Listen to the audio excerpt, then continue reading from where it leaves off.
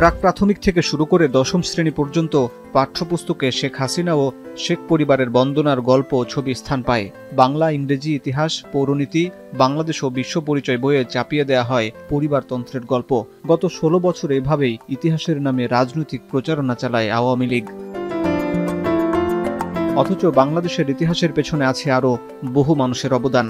মাওলানা ভাসানী, শেরে বাংলা একে ফজলুল হকদের ইতিহাস তুলে ধরার আহ্বান জানান শিক্ষা গবেষকরা। এছাড়া জুলাই অভ্যুত্থানের ঘটনা প্রবাহ, শহীদদের জীবনী, আহত নির্যাতিতদের ইতিহাস পাঠ্য বইয়ে অন্তর্ভুক্ত করার দাবি তাদের। জাতীয় শিক্ষা ব্যবস্থাপনা একাডেমিতে আয়োজিত শিক্ষা অধিকার সংসদের প্রস্তাব নিয়ে গোলটেবিল বৈঠকে শিক্ষাবিদরা বলেন, বিশেষজ্ঞদের দ্বারা কমিটি গঠনের মাধ্যমে পাঠ্যপুস্তক উন্মুক্ত করে সবার মতামতের ভিত্তিতে নতুন শিক্ষাক্রম পরিমার্জন করতে হবে। স্বাধীন বাংলাদেশের স্বৈরাচার সরকার প্রতিষ্ঠায় যেসব ব্যক্তি এবং যে সমস্ত উপাদান সহায়ক ভূমিকা পালন করেছে সেসব ব্যক্তি এবং উপাদান পাঠ্য বই থেকে অপসারণ করে আমরা জুলাই অভ্যুত্থানের শহীদ এবং আহতদের বীরত্বগাথা সংযোজন করতে পারি। কাউকে ইতিহাসে অতি দানব, অতি মানব বানানোর জন্য কোনো প্রকল্প নেই নাই। ইতিহাসে যার যা অবস্থান সেটুকু যেন আমরা ন্যূনতম বিবেচনায় এটা রক্ষা করি।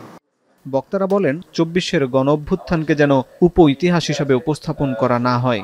আমাদের এই যে তরুণ প্রজন্ম, এরা হিস্ট্রি রিডার না, ওদেরকে হিস্ট্রি রিডার মনে করে তাদেরকে যে একটা সাবক্লাস হিসেবে দেখার যে আমাদের দৃষ্টিভঙ্গি, এটা চেঞ্জ করে তাদেরকে আমাদের হিস্ট্রি মেকার হিসেবে আমাদেরকে স্বীকৃতি দিতে হবে। এ সময় গণঅভ্যুত্থানে শহীদ পরিবারের সদস্যরা বলেন, পাঠ্যপুস্তকে বঙ্গবন্ধুকে চাপিয়ে দেওয়া হয়েছিল, বইয়ের সাথে বাস্তবতার কোনো মিল ছিল না।